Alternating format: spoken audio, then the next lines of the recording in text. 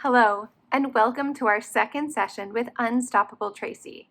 My name is Katherine Evans, and I am here on behalf of Community Living Kincardine and District.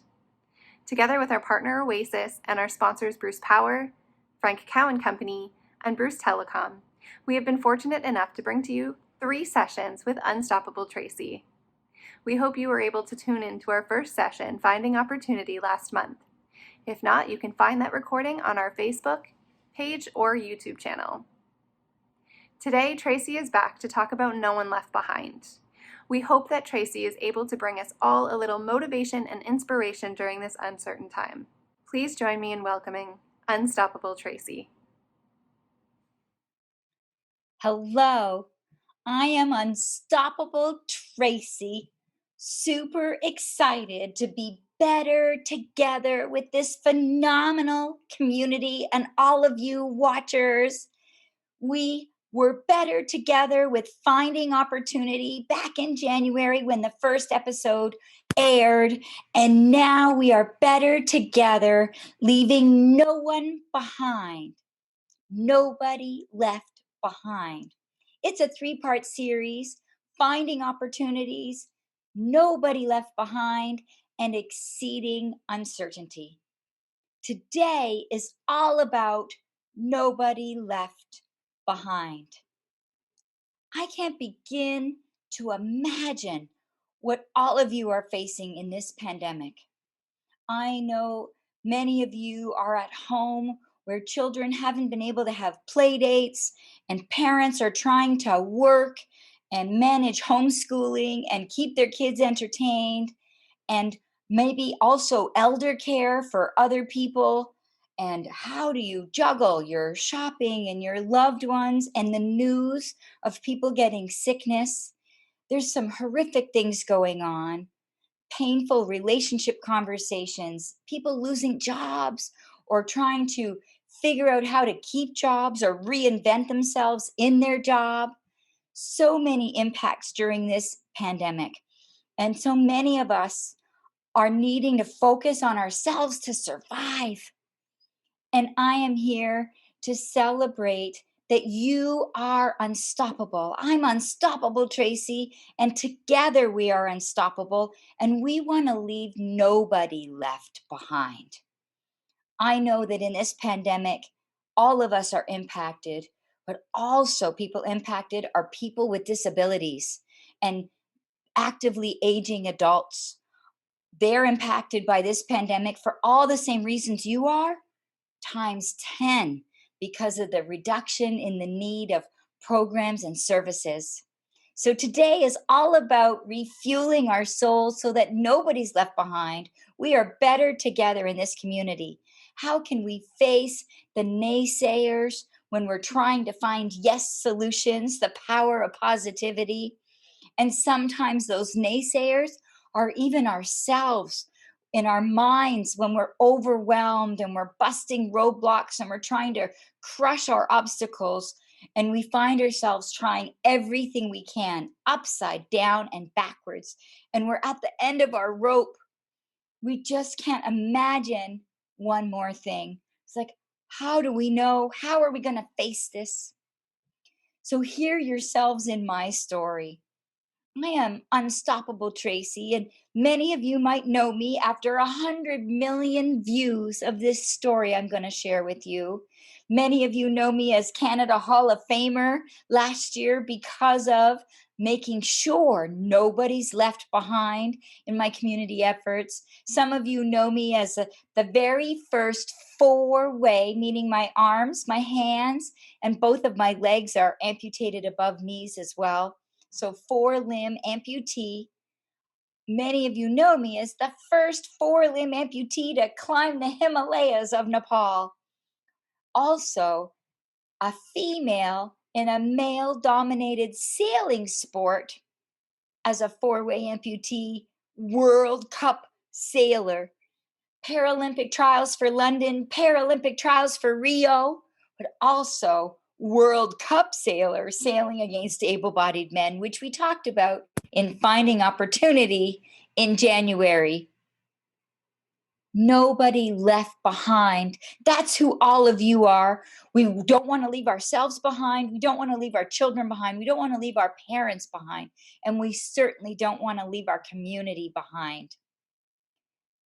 The very first time I heard no, the biggest naysayers in my life has helped me in this pandemic. Thinking about that and moving forward, nobody left behind. The very first time I got my biggest no was the first day of school. I remember all summer, my mom told me that I get to go to school today. I grew up in a neighborhood that was kind of like affordable housing. And everybody on my street, we'd all won a lottery. We'd won a housing lottery. Everyone on the street essentially had 2 children, hard to afford housing, and didn't have much family in Canada. No family in Canada. We'd all moved here with our parents. And so, what was really unique about the first day of school for my street was that we had all grown up together. We'd all celebrated Hanukkah, Christmas, Ramadan, all of the different holidays together, no matter where we were from, didn't matter. And we were all pretty much 2 kids or more in the family. And we were all pretty much under the age of 9. So there was a whole bunch of us starting school on the first day at 5 years old. So a whole bunch of us from the street with mostly moms and a couple dads were walking to school that first day of school. And we're really excited because all summer our moms told us, today we're going to school. And we're like 3 blocks away from the school. And we can see at the front of the school the principal waving to people approaching the school. Now you can see my perplexed face because that's what I was thinking at 5 years old, that the principal had the strangest wave. And I just thought, that must be how they wave in school. I've never been to school before. Must be how they wave in school. We got closer and closer, and we were at the crosswalk, less than half a block away from the school. We could see the principal, we could hear the principal for the first time, and we could finally hear what he was shouting. He was shouting, "Stop! Stop!" I looked around. I figure he can't be talking to us because my mom said, today we get to go to school. He must be talking to somebody else. So we crossed the crosswalk, and now we're really close to the front of the school. And the principal ran down the front steps of the school, ran down the front path of the school, and ran down the little bit of the sidewalk to where the crosswalk was. He was sweating. He was breathing heavy. And there was this uncomfortable silence because he couldn't talk because he was all out of breath. So my mom, she kind of turned to our neighborhood friends and she said, "You folks go ahead. We'll see you in the schoolyard." And so all my neighborhood friends, who kind of feel like cousins because we grew up together, my family, because we grew up together without any family in Canada, they all went ahead to the school. And the principal, he's still out of breath. And so my mom looks at him with the friendliest voice, and she looks at him eye to eye, and she just says, "Hello, I'm Tracy's mom." He's still out of breath. He still can't really talk, but he replies, and he says, "Hello, I'm sorry. Tracy can't go to this school." my 5-year-old heart just drops. I'm thinking, what? And as I'm talking to you all, I'm a little distracted because you can't see on this camera, but all the hair on my arm just stood up. You know, when you're in a car accident or you have one of those really horrific conversations with somebody you really love.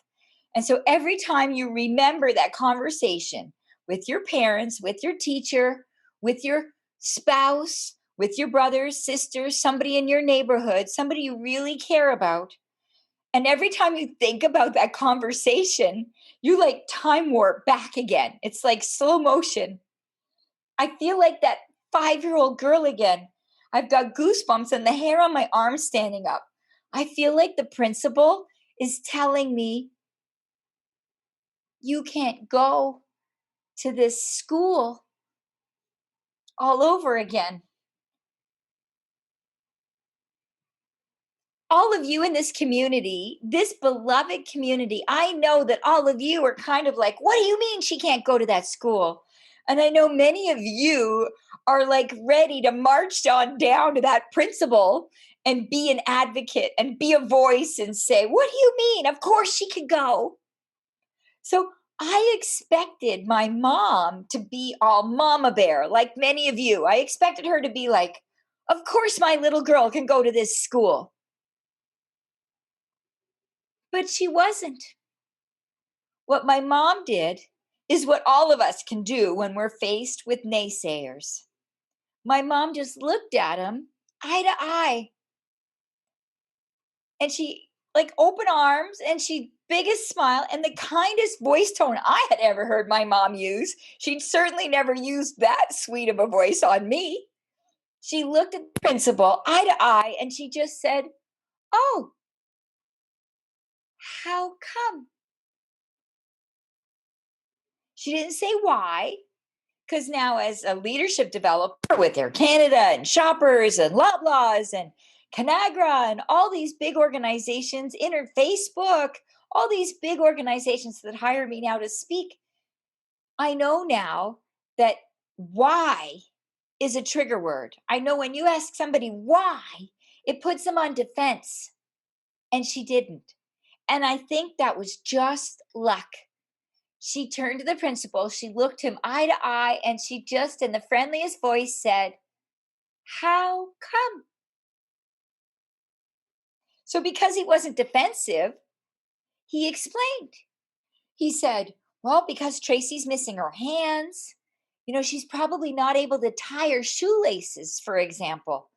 And we only have one teacher, one teacher, and we have 35-year-old kids."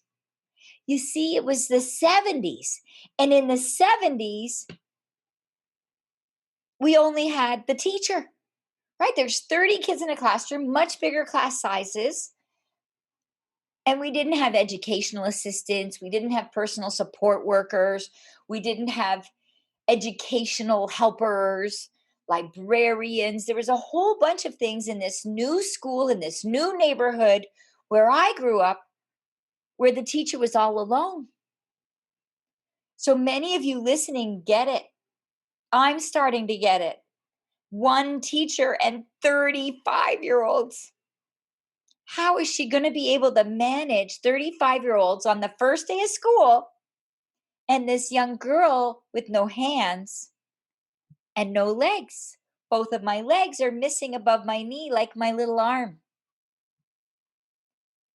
How is she going to manage?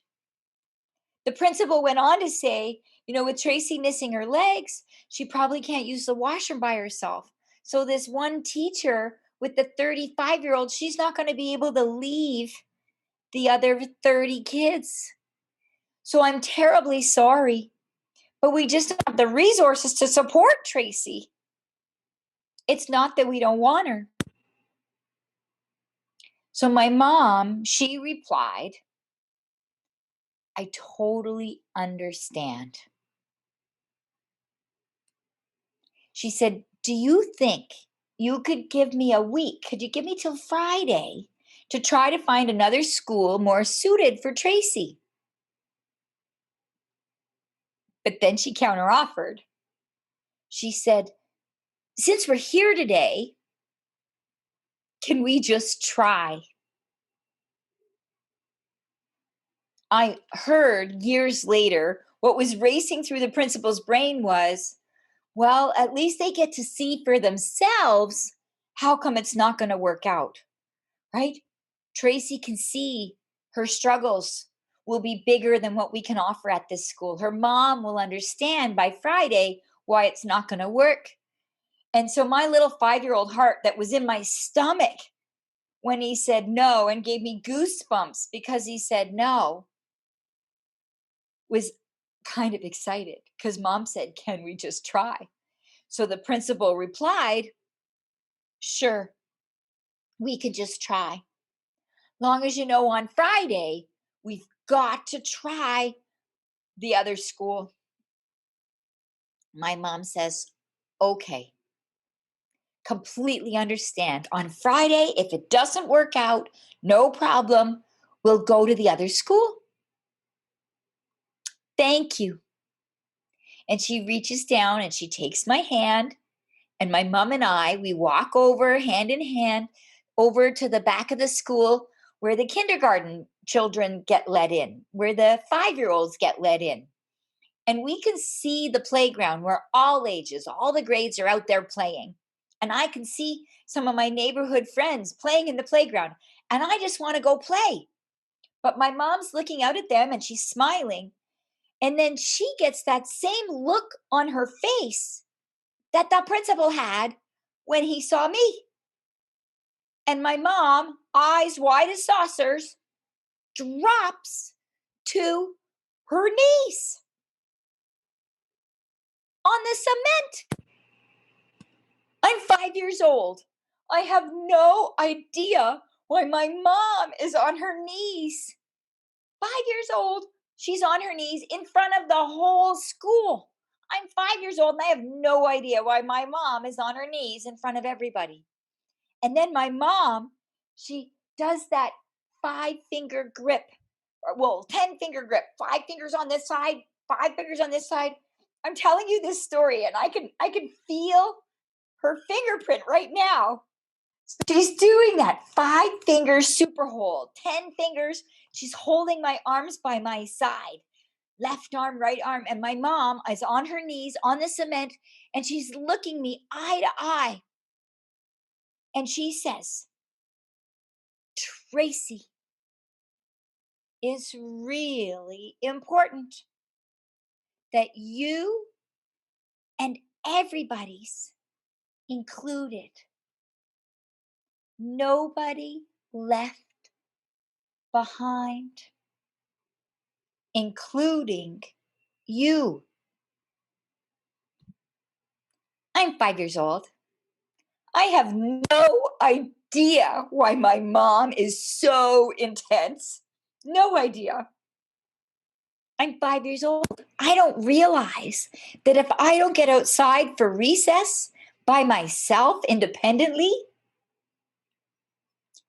I don't get to stay at this school. I just know that she let go. So I go to run and join my friends in the playground. But as I'm let go and freed to play, I see the principal standing right there. He's looking at me and he's got a smile on his face and his eyes are all welled up. You see, the principal had followed us round to the side of the school and he saw my mom on her knees, holding my arms, looking me eye to eye, and he heard my mom say, "Nobody left behind." So now the principal's heart is in his stomach and he doesn't want me to leave. So fast forward in time. The principal races outside because if I'm outside at recess time, I get to stay at that school and the principal doesn't have to send me away. Fast forward at recess time, The principal doesn't find me anywhere. 5 minutes go by. He's like, give her time to figure out how to tie her shoelaces. It's her first day of school. 10 minutes go by. He's looking for me everywhere. 15 minutes go by. The recess bell goes off. I never made it outside. It means I can't stay at that school. The principal's heart is in his stomach again. He can't imagine, what am I going to tell Tracy's mom?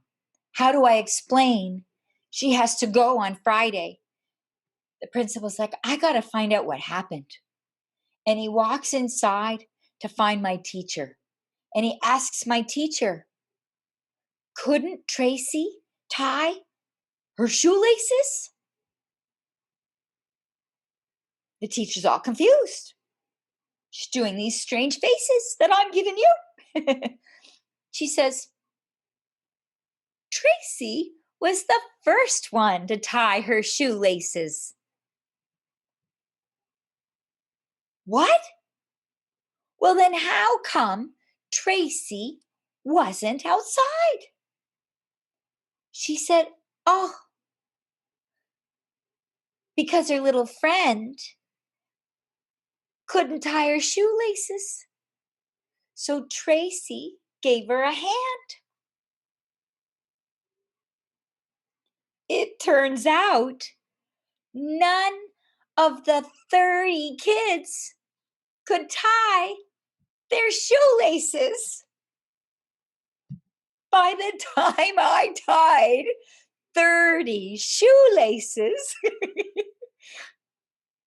the recess bell had gone off. How come the only student with no hands, black or white, tall or small, girl or boy, the only student with no hands was the only student required to be able to tie their shoelaces? I learned that day that no, N-O, just means K-N-O-W. We just didn't know. I didn't know. My mom didn't know. The principal just didn't know. K-N-O-W. I got into that school. I stayed and I graduated out of grade 6 out of that school, and I got to go to middle school and high school with all my neighborhood friends. The principal never again said no. He grew up to be an extraordinary award-winning principal, and he had a son that grew up to be another award-winning principal, Mr. Wistow. Both of them, his son and him, are both Mr. Wistow. Amazing principals. If any of you had them, you know. So when there was snowbanks and a school bus issue, he didn't say, no, Tracy has to transfer schools. He said, we don't know, but we'll figure it out. When my grade 3 class started to go swimming, he didn't say no. He said, I don't know, but we'll figure it out. Forevermore. Many of you don't know how we're going to figure out another day in this pandemic.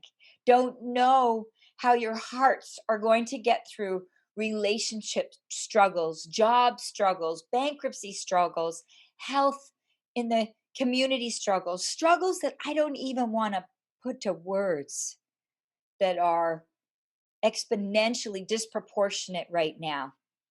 Helplines are through the roof like never before. We don't know.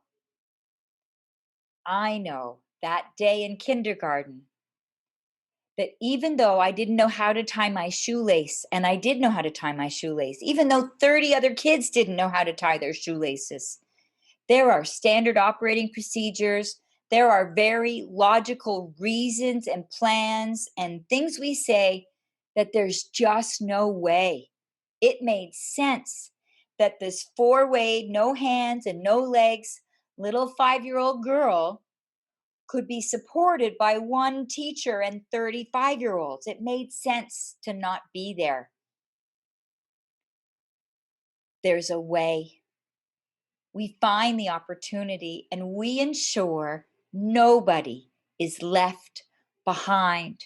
We are better together. We rally together as a community. As a 5-year-old girl, the only thing I wanted was to get out and play at recess. Pretty self-focused. I just wanted to go play. I had no idea that that day I was going to be the shoelace leader. All of you watching right now, all of you are the shoelace leaders. You're an individual that's surviving and thriving and doing what you can. But you are shoelace leaders listening in today. I didn't want to be the shoelace leader. I just wanted to go play. But I tell you, it was way more rewarding realizing that there's 29 kids lined up for me to tie their shoelace, and how wonderful it was to be a valuable contributor. And I learned that day, no matter how tall or small, black or white, male or female, people say that's for boys, that's for girls. It doesn't matter how much money or no money or lots of money. It doesn't matter who you are or where you are in life or what you're facing in life, with a disability, without a disability. We can all be difference makers, ensuring nobody left behind. We can face those naysayers by asking, oh, how come? With eye contact and sincere voices and wonderful positive body language. Power of positivity, my mom taught me. Power of positivity. We are better together to be unstoppable, finding opportunity, ensuring nobody's left behind, and exceeding those uncertainties. We ask, how come? Not why, in the power of positivity. Even when it seems impossible, it makes sense. No hands, no legs, one teacher. It makes sense. When you are struggling in your hearts, no one would judge me for not being able to cope in this pandemic alone, live on my own, cook for myself. It makes sense. No one would judge me with job struggles. It makes sense that somebody calls you when you're doing an important recording and listening to all of you. It makes sense. We are better together, unstoppable together. With Unstoppable Tracy, thank you for ensuring nobody's left behind, even when it makes sense. No excuses. A little bit of tough love. No excuses. But the bonus is, even with things that don't feel like excuses, they're real reasons. When I live a life of no excuses, I get to live a life of no limits. No excuses, no limits. Nobody left behind. We are unstoppable together. Thank you for listening to myself, Unstoppable Tracy. Please look for Unstoppable Tracy, and I'd be happy to share with you a free download of my book, Unstoppable You. Thanks, Tracy. That was great. I hope you all found a little inspiration and motivation today in Tracy's stories. You can join us again next month on March 25th when Tracy is back to talk about exceeding uncertainty. I would like to once again thank our partner Oasis, our sponsors Bruce Power, Frank Cowan Company, and Bruce Telecom, and thank you for watching.